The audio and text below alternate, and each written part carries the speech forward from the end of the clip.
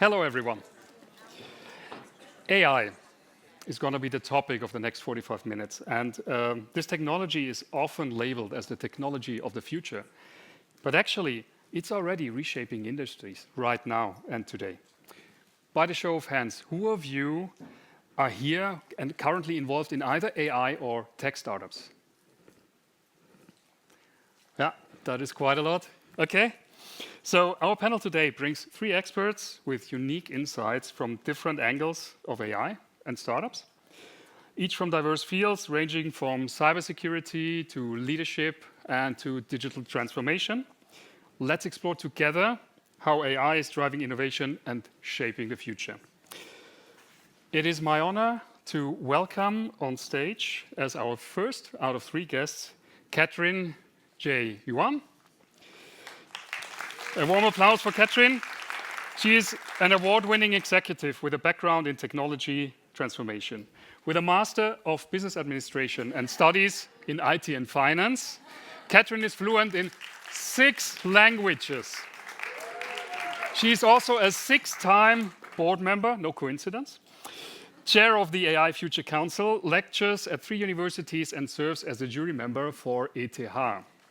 With a background of leading 8 divisions in the top management, Katrin is influential executive investor, speaker, and a young global leader at the St. Gallen Symposium. Her expertise extends to AI, future megatrends, enforcing AI, and a diverse data-driven approach. As CEO of the Swiss Future Institute, she offers masterclasses in AI, leadership, and boards. Welcome, Katrin.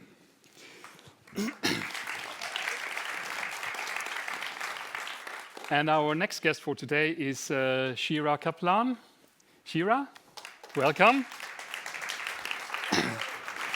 Shira is a prolific cybersecurity entrepreneur and investor. Her Zug-based company, Cyverse Capital, distributes next-gen, best-in-breed cyber defense solutions to multinational enterprises. In the last 5 years, Shira has invested into 29 early-stage cybersecurity startups and successfully exited 10 of them. That's impressive. Shira's technological training dates back to military service in the Israeli Shmone Matayim, excuse me for the pronunciation, the 8200, elite technology unit of the intelligence. She holds a degree from Harvard and the University of St. Gallen, an MBA. She's at the World Economic Forum Young Global Leader, and she has been recognized by the Bilanz Hall of Fame. She is also a mother of 3 children and resides by the Lake of Zurich. Warm welcome to Shira. Thank you very much. And third, and definitely not least, is Terence Law. Welcome, Terence. Please come on stage. Terence is a tech entrepreneur and AI growth strategist. Sorry. He's named in Forbes 30 under 30 in 2022 and recognized as Leader of Tomorrow by Symposium. Terence is a first mover when it comes to new technologies. He's founded 4 startups, won 19 innovation hackathon and awards, and holds a master's from the University of St. Gallen as well. As a partner at Spadum and the founder of KI Workflow, he helps businesses upskill leaders and identify and implement AI use cases within no time. Terence is also a lecturer and 2-time TEDx speaker. Let's give them all a warm welcome applause.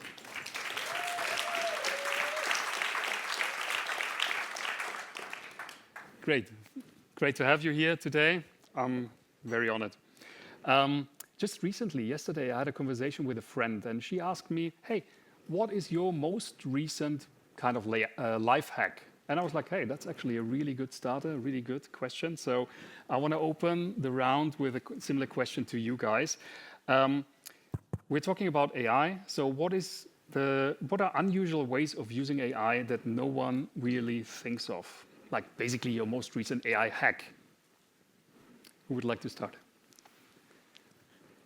Thank you, Michael. First of all, warm welcome from my side to everyone, ladies and a few gentlemen in the room. It is my honor and pleasure to be here with you. If I may drop you 3 points on that one. First, don't use AI for the sake of AI doing it, because the others are doing it. If you apply it, do it strategically, top down, have a structure, do it use case based. fitting your product services, concrete examples, what you can do to benefit from it.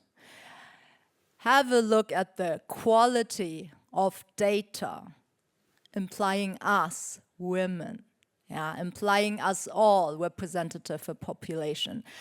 Life hacks, there are many, or AI/life hacks, there are many. Many just play around or not. And do it in a structured way. And do it in a combination, I invite you. Like, you can have the most out of it if you simply try, test, fail, and do better. It starts with how to better prompt and code with AI. For me, it's much more than just an assistant. It can write, for example, concrete for me, the entire playbook, like a producer, like a regisseur, from your social media visibility strategy for you. Which it does for me. Thank you, Katrin. Shira, what do you go next? So we just invested in a very interesting Israeli entrepreneur who sold a few months ago a cyber company for 450 million. That was an interesting one, and went right away, didn't wait a moment, and started an AI company. And what we saw there was extremely interesting, and I think is very valuable for enterprises. And that is kind of like a Santa Claus approach, where essentially what he says is, AI engineers take a lot of money to hire and to bring on board. He could essentially bring you the any AI use case that you have, put it on your desk as an enterprise, and allow you to essentially do any AI tricks you want, whether it's in your finance department, whether it's in your sales and so on, almost like an on-prem type of solution. And we just had a call this morning with a customer who said, that's quite an interesting approach to AI. So it's cheaper, right, than taking anybody to my organization, and it's on-prem. And so this is a little bit of what I see in the market that is up and coming. Mm-hmm. Okay, thank you, Shira. Terence, what's your recent AI hack? My journey started super early when it comes to LLMs, already back in 2020. And since then, I have experimented a lot. But I think most people use it for fun. They use it sometimes also for work. I use it for self-improvement. Sometimes when you're lost in life, when you don't know what exactly to do, you want to figure out your purpose, or maybe sometimes you just want to have someone listen to you.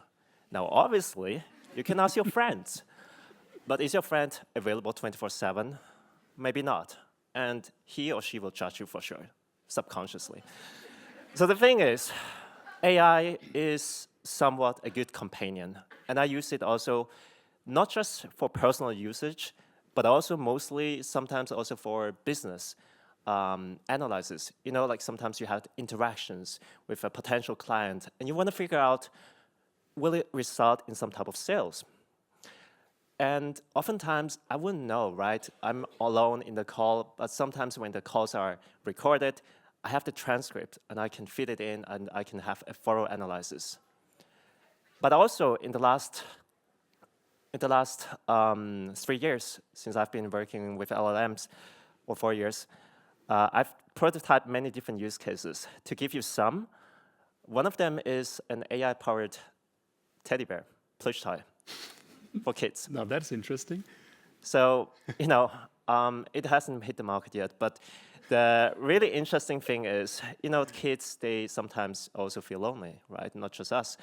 And they the parents are constantly busy. They don't have, as you know, sometimes moms can be very overwhelmed by all the crying.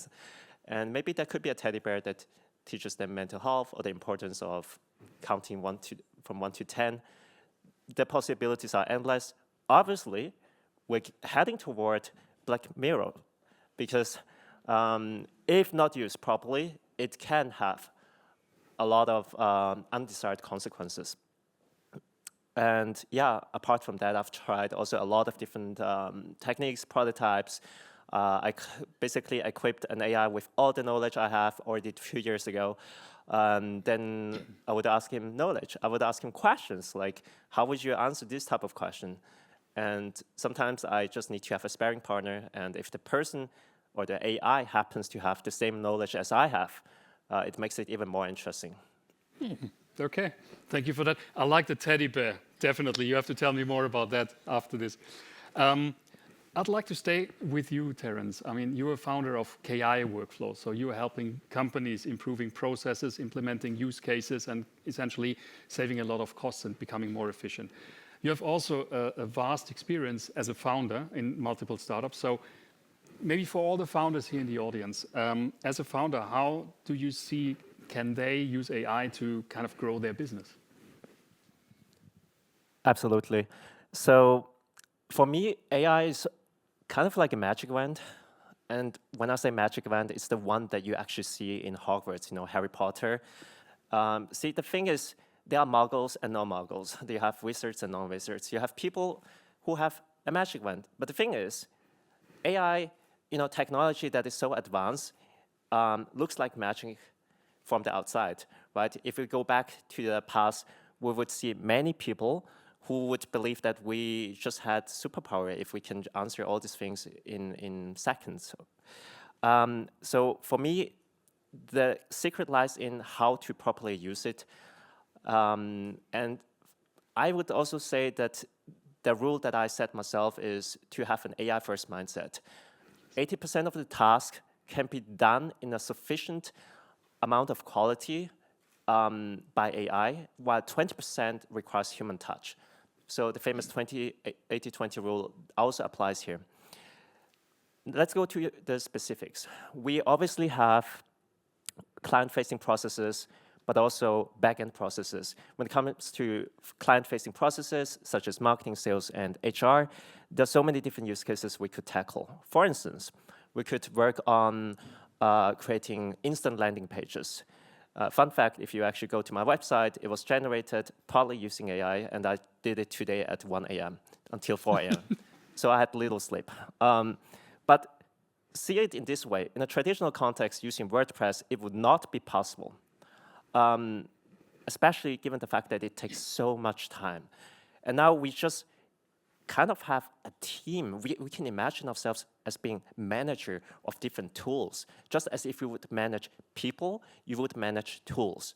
And the fascinating thing about this particularly is that just like a manager would do, it needs to give the employee the right resources, the right expectations, and also guidance, like what are things that need to be tackled. And the same thing also applies here. You just do it in the form of prompt engineering. So you give the AI the instructions, you give them the resources, you tell them what exact objective to achieve. Mm-hmm. And with that, you can apply the same mindset onto so many different things. For instance, sales. There are tools out there that I have implemented for clients, which would do automated outbound. It would go to different websites, scrape the content, figure out whether it's part of the ICP, meaning ideal customer profile, and then it would also do a thorough analysis and do an outreach. Now, obviously, you know, in the future, we would get a lot more spam, but I think those people who embrace it at the moment, they have a significant advantage. Super, thank you. I really like also your way of thinking with the AI-first approach, and I also think it's more about getting into the habit of constantly challenging yourself. What else could you hand over to the AI? It's a little bit like when you step up to management, when you also delegate to people. What can you actually delegate? Katrin, what do you think? How can startups with AI grow their business? What use cases do you see? What applies? Guys and girls here in the room, all these startup entrepreneur, what is your key advantage? Start with that one, use it. You are at the beginning, you don't have much to lose. You are agile, you have a team you can overview.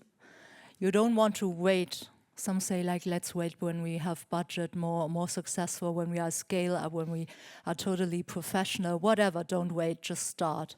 Better done than perfect, start now with AI to train you and your people. Start with the easy basics before you get to the fancy hacks of orchestration and combination. Yeah, this is the best time as a startup to start, because you're lean, you're agile, you have young, diverse, multiple talents, and at least 1, 2 also very tech-affine talents on board. Train, test, fail, stand up and do it. Yeah, you're gonna really use it as a startup much faster from a potential and less costly than any big one with 10, 20 people instead waiting for 200 to 1,000 people to start. Interesting. Shira, I what are would your take- thoughts on it? I would take again the little bit the cybersecurity angle with your permission. And so one interesting thing that is happening, whether to startups or in general, is the fact that AI is now being used to actually attack organizations, right? So whether you are a small startup or an enterprise, if you're getting now phishing attacks, basically there's an AI behind it. It used to be all manually done, but now it's being conducted by AI. The future of this is AI attacking AI, right? So the defense side, startups like yourselves or enterprises are going to be using AI tools on the defense, whereas the attackers are using AI technologies. And this is something to bear in mind. This is where we're going. And to some degree, we are already there. One angle where we see startups, and again, from the cyber angle on AI, where we see startups are using new technologies on that front is, if you're now using ChatGPT or OpenAI, and you are dropping a lot of your enterprise information into ChatGPT, you're actually leaking. So let's say you're taking some kind of a list, right, of some minutes that you've taken in a board meeting, and you're saying, hey, AI, can you please summarize this? Or can you please can you take this Excel spreadsheet and, do this and that on OpenAI? I mean, there's a big risk of data leakage. Yeah. So one very interesting use case that we see, and I think this is how founders need to also think about how your employees are using AI, is we're seeing some kind of compliance platforms that are essentially allowing you to drop all this information into the AI tools, into a ChatGPT, but a secure version of ChatGPT. And I think, this is another direction we should be thinking about, is how do we, it's not just about using AI, but how do we use it safely, securely? How do we not drop the information in a way that will be then in the hands of hackers? True that. Thank you. And it seems like there's a constant competition, as in the old days, now with the AI, constant competition between attackers and defenders also happening. Absolutely. Right. My next question, I'd like to have Katrin open up. This is about, well, you say you're offering scholarships for one AI masterclass with a module from the Swiss Future Institute. So from a leadership perspective, what skills and knowledge do you think should leaders need to develop to stay competitive in an AI-driven world? Once upon a time, mentoring says to those coming directly from university, starting your career, you can be either a generalist or an expert. And maybe you can become, in the age of AI, okay, generalist, do you really know all and can do all? Expert, and then you can search your niche. And maybe you say, okay, then I get into the niche of a niche of a niche. But can you really, in the age of AI, sustain in future as an expert? What else? Looking at our society as a whole, we believe that we're gonna change if you like it or not, and then you better get used and like it. From the so-called knowledge society, we say goodbye. It is not so much anymore the knowledge itself, what you hold as an expert. It is more the speed and capability to adapt and identify and evaluate and criticize and see and gather and combine that new knowledge.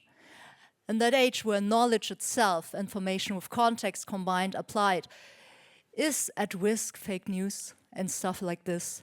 And this life cycle of knowledge itself, incredibly enhanced, accelerated, tremendously systemized, and with many, many connecting dots on all channels, and you feel like flooded. What can you do? What's your major skill? It is welcome to the future. No more knowledge, but the adaptability society.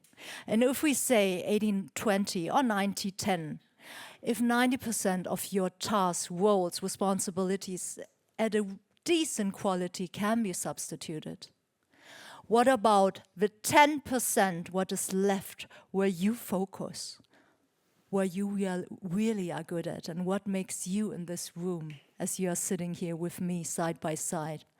What's making you unique to survive, exist, and sustain in future? Yeah. Focus on that one, and you're gonna have a bright future. Loving it, especially also the speed of progress that we see nowadays. It's just crazy. I've been in a call with an expert AI group this morning, and we've been talking about the new feature of ChatGPT, Canvas. It has been released like 12 hours before the call, and people were talking as if the feature is on the market already 6 months or so. Oh, I've tried this and that, and it's just crazy, the speed. What do you think, Shira? I think that AI leaders, but also leaders in general of any organization, need to stay humble in this era. I had this week a dinner with one of my startups, and before the dinner, they showed the founders showed a very nice presentation about the future of the company. I'm not going to reveal too much about the company, so you don't. I don't want you to point fingers and then, hey, Shira talked about you. But they showed a plan for the next 6 years, and they show how the sales are going to grow, and wow. And I said, hey guys, where does AI come into this? How can you talk to me about the same business model that you're using now in 2024? In fact, they started in 2020. How can you talk to me about the same thing in 2030? You need to stay humble about what is coming. So first, I want to understand, how does AI fit into your model? That's one thing. But second of all, we don't really know what's coming. We need to stay agile, we need to stay creative, but we also have to be humble. We need to think also about the ethical implications of what's coming. There's so many things to think about. I think if we stay modest about how we perceive the future, then, and open-minded, then we can really prepare for what's coming. Otherwise, who can tell me really what's coming in 5 years? Yeah, absolutely. I think change is the only concept, becomes a really completely new understanding now in these days. Thank you. Terence, have you got anything to add? I like the input from Katrin, particularly about the adaptability, because it's exactly what someone said. It's not those species who were the fastest, who were the strongest, or maybe the tallest that survived. It's those who were the most adaptable. And I think it also applies to the current world. Except for the fact that change is not just exponential, it's faster than that. And I think when I first dived into the world of GPT-3 and GPT-2 back in 2020, and when I was sharing this copywriting tool and methods with other people, I think I constantly face this type of, not rejection, but more like skepticism. People were like, but yeah, it doesn't have a soul, it's not good enough, it's not creative, it's just predicting the next model. You see, there's so many objections. And I think if they just started experimenting with it and see some first results, instead of talking about how it's useless, trying it out for once and then abandon it, they might have a lot more success. And the world as it is right now is still based on competition. It's still based on capitalism. So those people who are able to decrease the cost fastest, those people are able to play the game the longest. Now, we don't know how the society will function with democracy and especially with capitalism, especially when the cost of goods sold and cost of goods produced is going towards zero. But one thing for sure is that we need to play the game as long as it's a game. And so I think after having given some AI workshops in different setups to leaders and managers, I noticed we can categorize people into different stages. You will have the innovators, early adopters, early maturity, late maturity, laggards. And to each of them, we need to talk differently. I mean, to innovators, I don't have to convince them, try this canvas, right? But to those people that are on the brink of testing ChatGPT for the first time, the only thing I can tell them is just go for it and don't overthink, because the more you think, the less time you have in the future. Yeah. That reminds me of something. I often hear people, oh yeah, I tried ChatGPT, but hey, it doesn't really work. You enter something and there's only some generic response, because people have not shifted to another mindset where, no, we don't put in keywords as in Google, but we ask it and we treat it like a whole personality. Talking about that. So recently there was a Polish company who made it into the headlines because they have appointed their first AI CEO. Now, I would be interested in your thoughts. What do you think? What opportunities do you see in a setup like that? And do you think AI could eventually become a better leader than you are? What about you? Would you trust and like to be led by the AI CEO? If you ask me, well, let's start with what means to us good leadership. Is it the vision? Is it the trust between humans that we meet and feel and sense the other part? Is it do what you say what you do, and the world would be so simple? The reliability, is it leadership communication? Is it somebody who can empower you, guide you, give you a hand? And yes, you can fix tools, but not people. So is there still a difference? Well, if you're looking at some which made it to the media, racist little chatbots trained and then manipulated and so on, maybe it's a no. But if you see for the next level AI to come, maybe yes. Who sees in the future? Who has all these traits, database? And I would say I'm open-minded and curious. I would say, hey, we give it a test, but let me check the data quality behind. I want to see with what it is trained, and then let's see. I want you to understand one thing. The so-called intelligence, it's so intelligent. It's the mimicking intelligence. AI will not feel happy if it loses a game. If it wins a game, or not sad if it loses a game. Yeah, and it's mimicking you, but the fundamental difference is the how. That is, I give you one concrete example. Once upon a time, somebody prompted in, call it Meta, LinkedIn, or whatever social media channel it is, maximize the user engagement outcome. Point. So AI did, as we see and know nowadays, quite successfully. What science find out, and with no judging, as I'm talking quite nerdy data analytics way, is what triggers people most to keep you on the screen and the ads and so on. Emotions. And we have the positive and easier to create and trigger and multiply the negative emotions, such as hate, fear, divide, democracy talk, and so on. this was not foreseen by the one person who prompted maximize user engagement.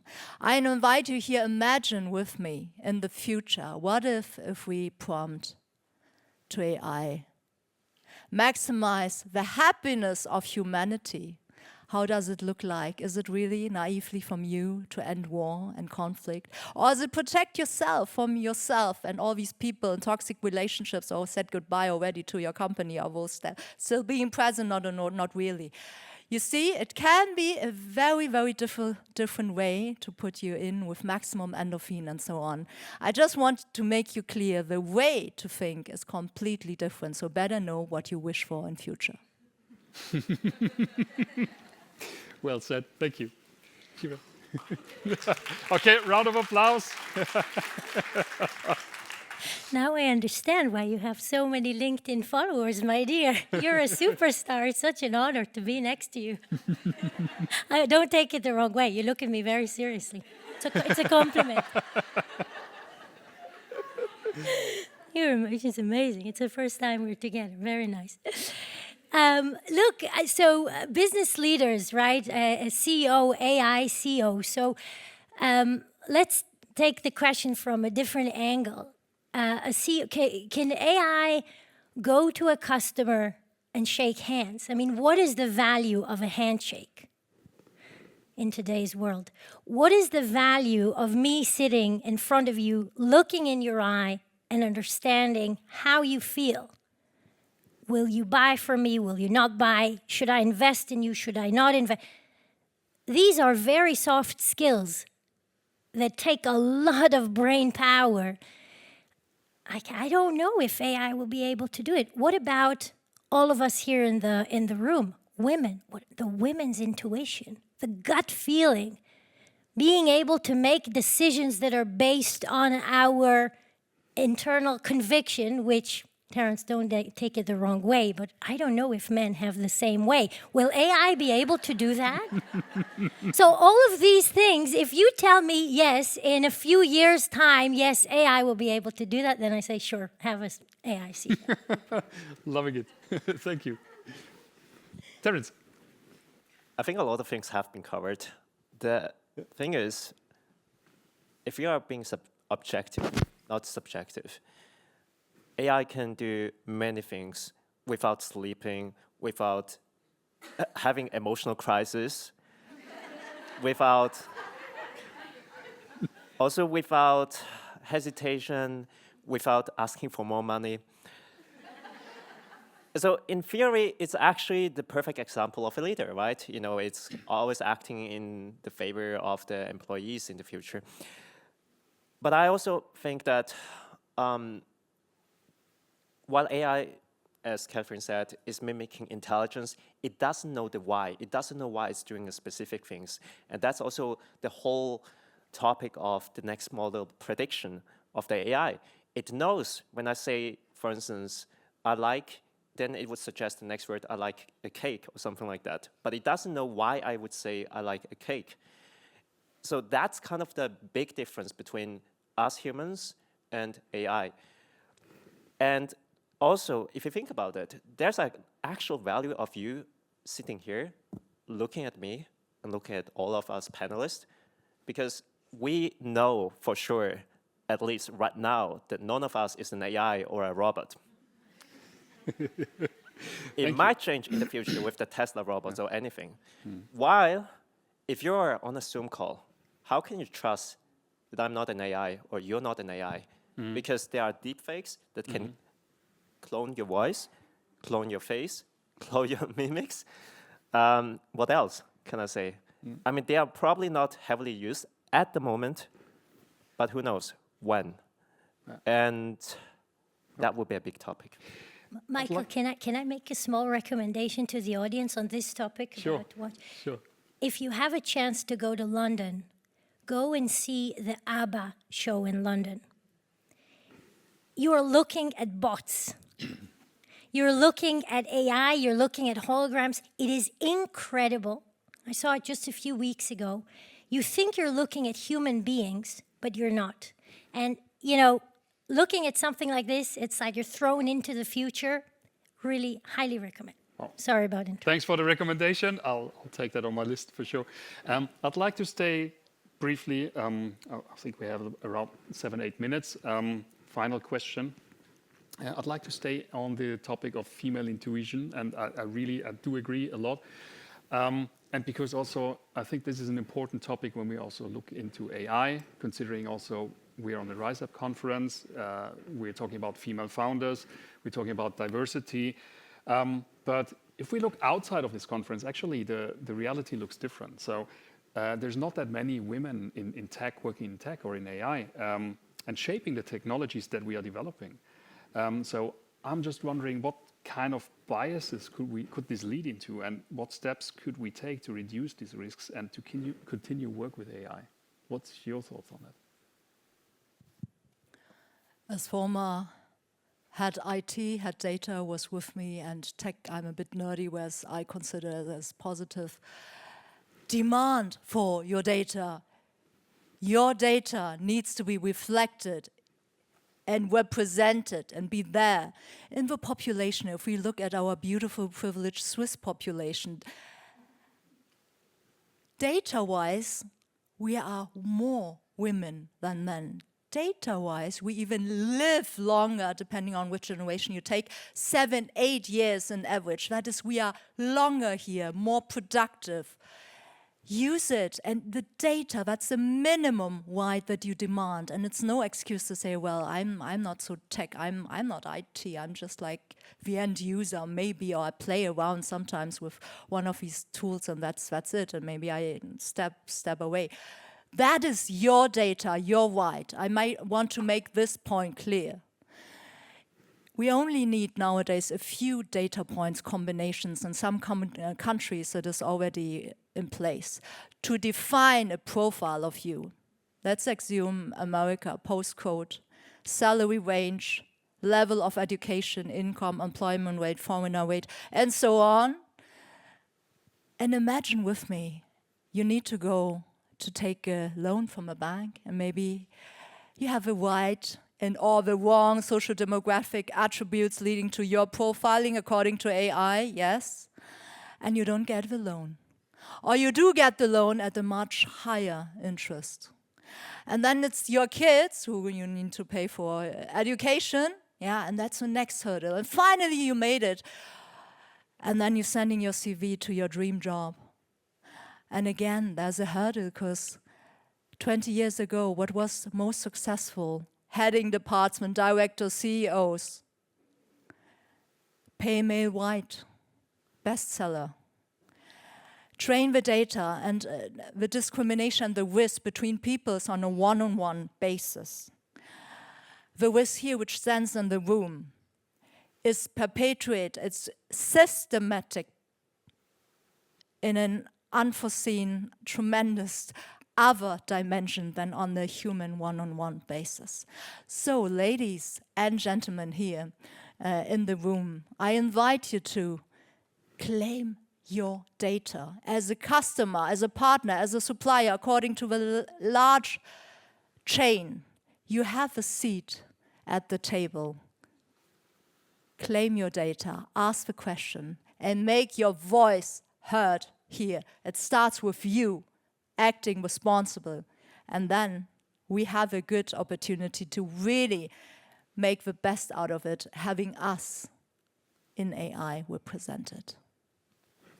Thank you.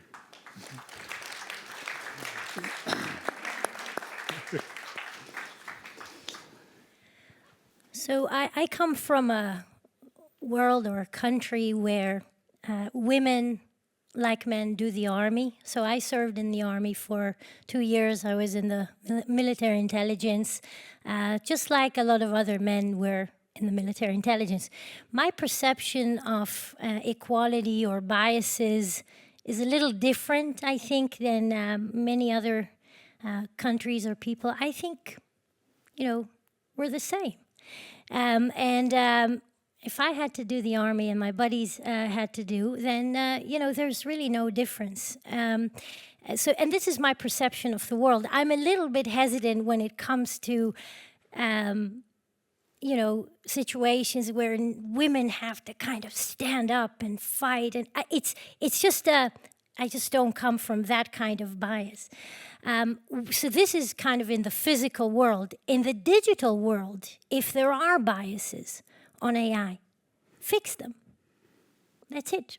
Fix those biases. I mean, as much as we are fighting to correct those biases in the physical world, right? We want to all sit at a boardroom. We don't want it to be filled with men because they're not going to be making the right decisions. It's the same in the digital world. So if you see that there is a bias, and your techies and your Googlers and your OpenAI, you're in Silicon Valley, you're in Zurich, wherever you are in Tel Aviv, fix those biases. Just do not accept that. Thank you. Wow.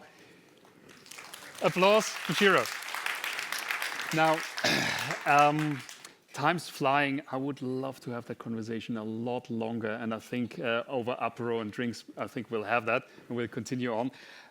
But before we just close the session, I would like to ask you all for one last kind of key message that you would like to give to the audience here. 2-3 sentences that you can give on the way. And I'd like to start with Terence, because he didn't have any chance to answer on the last question, so you're the first one right now.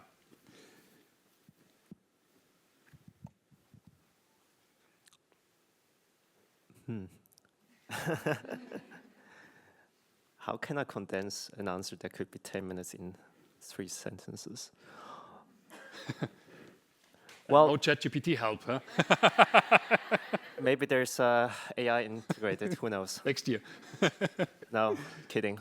But I think my recommendation is really the following.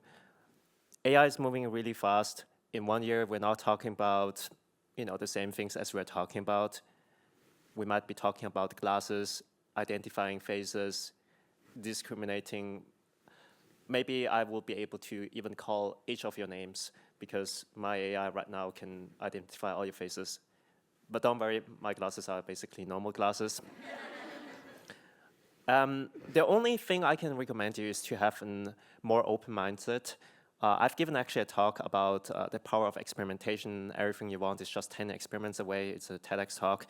And it really urges people to see things as experiments. And what I mean by that is, if you actually look at AI and you're so afraid, you don't want to get started, you always have these dreams and you never take the first step, how can you even take the second step? So you need to fail first in order to do something. And it's the same thing with AI. You might actually try a first attempt and AI doesn't spit the right output. You might be discouraged. But it doesn't mean that AI is dumb. It just means that maybe you need to give it the right prompt, or maybe you need to wait another 6 months until AI is good enough. Okay. Thank you. Shira. I think we're living in very unusual times. The world outside Switzerland is not very stable at the moment. And my kind of message to anybody, whether I talk to them politically or on the business, just look at things the way they are. Be realistic with what is going on around you. There's, unfortunately today, not too much room for mistake. Fail fast, but be realistic with what you see and what you do. And there was a lot of room for idealism in other years. I think idealism is great. Great ideas are very interesting, but today's world is a little bit, requires a little bit more realism and I think it's also true on the front of AI. Be very realistic and humble about what you see. Thank you. What you see is what you get. Well, once upon a time, not in the age of AI. I've seen it with my own eyes. I can believe it. No, forget about it. We believe from Swiss Future Institute, my team, and I'm totally believing that our generations, Gen Z, Alpha, and furthermore to come, we will learn, adapt, and get used to it. What you see is not what you get. You better have a look. Remember the Terminator 2 movie where you need to check? You can have several tricks and tools on both sides, and you are responsible for your business, for your life. Ultimately, you are responsible. You can check from the movie. They had one scene and they said like, the dog, Woofy, well, Woofy, did you feed Woofy? Yes, all fine. Your parents are dead. You can counterfake memories, recall code words to double check, is this person, voice mimicking, video mimicking, we had this. All this is a tremendous responsibility to step ahead more than what you see is what you get in that video, and that was you, I clearly saw it.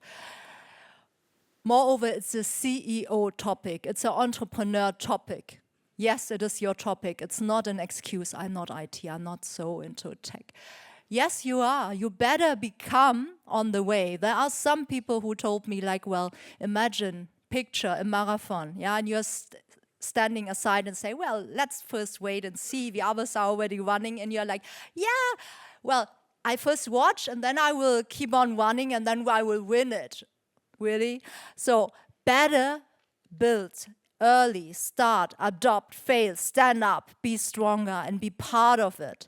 And my last point is, we have so often heard financial literacy. I invite you to stand up and become AI tech literate, women, men here. It is your data, your claim, your rights, and your future. So better make use of it. Take it in your hands. Thank you so much. Let's stand up. Warm round of applause.